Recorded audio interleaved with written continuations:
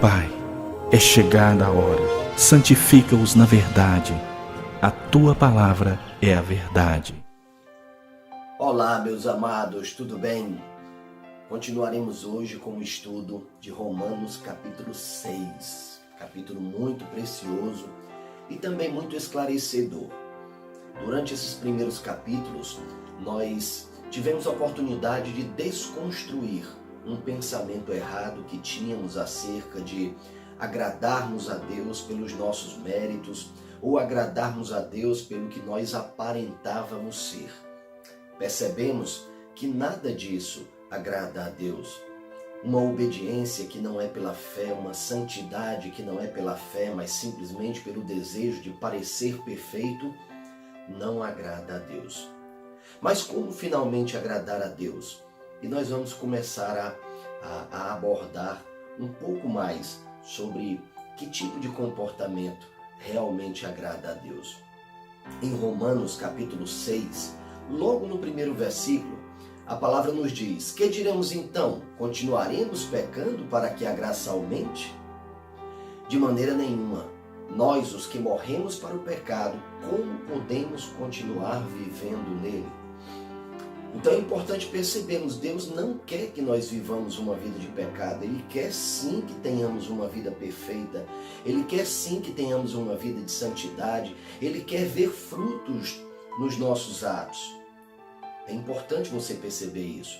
O que ele não quer é que você ache que é salvo por conta dessas atitudes. O que ele não quer é que você ache que é salvo porque você tem um bom comportamento. Nós temos que ter um bom comportamento. Nós temos que ter uma vida de santidade.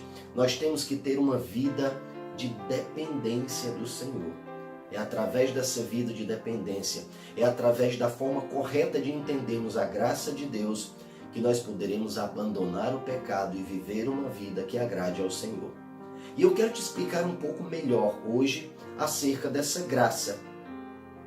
Nós aprendemos que somos salvos pela graça, não por obras, para que ninguém se glorie. Mas o que é finalmente essa graça? O que é a graça de Deus?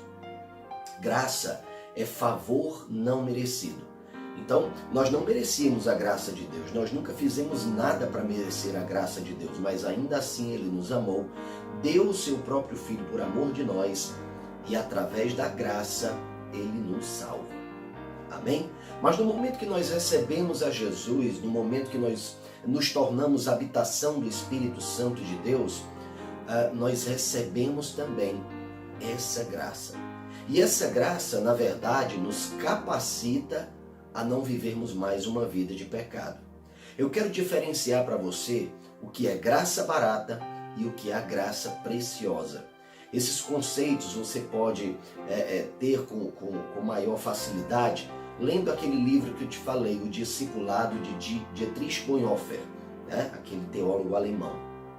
Tá certo? Ele tem uma abordagem bem interessante. E também lendo um livro muito, muito maravilhoso de Timothy Keller, né? Que fala sobre Romanos. Ele também nos fala muito bem sobre essa graça preciosa e sobre a graça barata. E o que é finalmente graça barata e graça preciosa? Graça barata nada mais é do que a graça que justifica o pecado em vez de justificar o pecador. Todo aquele que ama a Cristo odeia o pecado, mas ama o pecador. Amar o pecado não é concordar com o pecado dele. Nós vivemos hoje em um mundo onde tudo é permitido, vivemos em um mundo hoje onde se eu quero fazer alguma coisa, eu posso fazer essa coisa. Se eu desejo fazer do meu corpo o que passar pela minha cabeça, eu farei com o meu corpo o que passar pela minha cabeça. Infelizmente, esse é o mundo em que nós vivemos hoje. Mas a palavra quer nos dizer justamente como devemos viver para Cristo.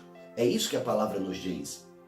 Ora, se nós morremos para o mundo, se nós morremos para o pecado e morremos com Cristo, como o pecado pode ter domínio sobre nós? Se nós estamos mortos e apareceu diante de nós algo que nos desperta muito desejo, morto deseja, morto se entristece, morto faz qualquer movimento, não faz. Então, para o pecado, nós temos que entender que estamos mortos, mas estamos vivos para Cristo, porque ressuscitamos por meio dele. Então, para que você possa compreender, claro que eu não quero simplificar essas decisões, mas para facilitar o teu entendimento, é como se sempre que você se deparasse com algo pecaminoso, com algum desejo pecaminoso, você pensasse consigo mesmo: eu estou morto. Logo, se eu estou morto, eu não posso desejar.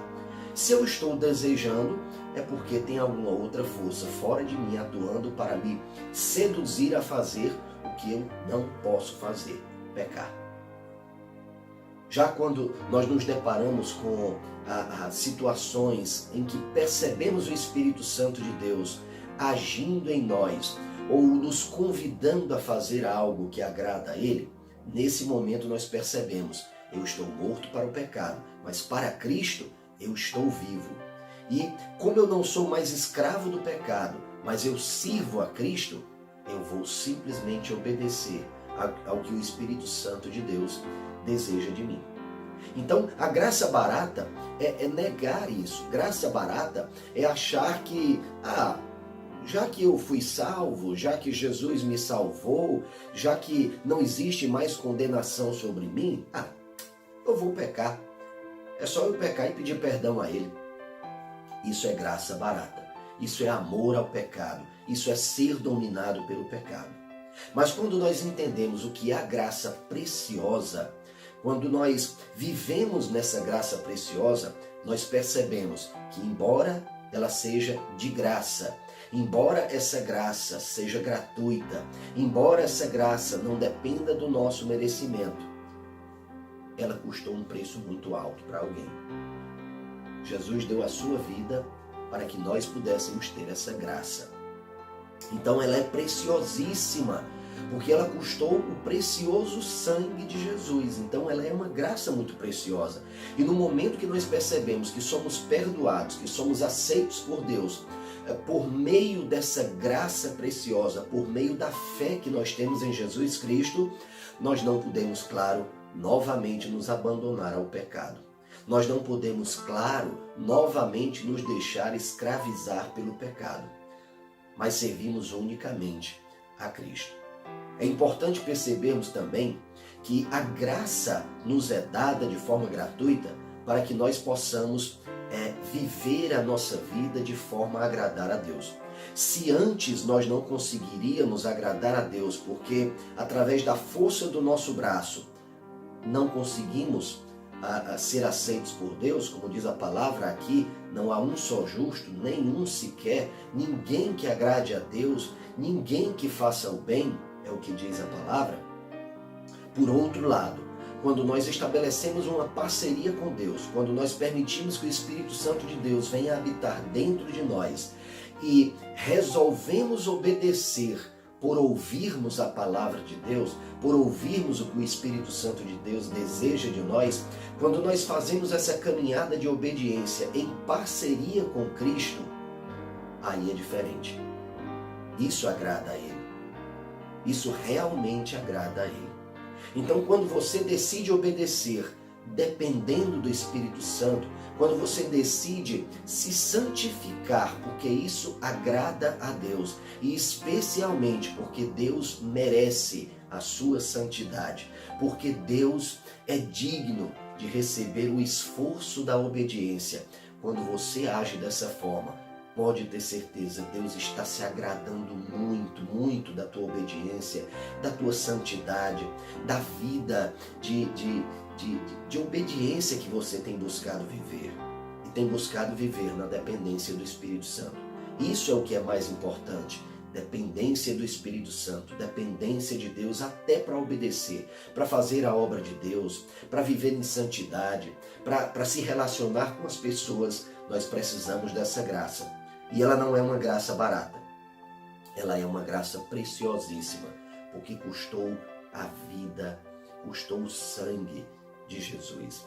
Mas custou a vida, quando falamos custou a vida, naquele momento na cruz. Porque Jesus é a própria vida, então ele não poderia de forma nenhuma morrer como simplesmente se morre. Não, ele é a própria vida, ele é o próprio amor. Ele deu a vida dele por amor de nós. E ele, por não ter pecado, por não ser culpado, venceu a morte e ressuscitou e nos ofereceu a sua vida e não mais a vida que o mundo nos oferece. Ele nos ofereceu uma vida que não se acaba, uma vida que é eterna. Amém? Então, busca realmente viver essa vida de santidade, busca realmente viver essa vida de obediência, na dependência do Espírito Santo, em parceria com o Espírito Santo. E eu tenho certeza absoluta que você estará agradando ao Pai. Deus te abençoe e até o próximo vídeo.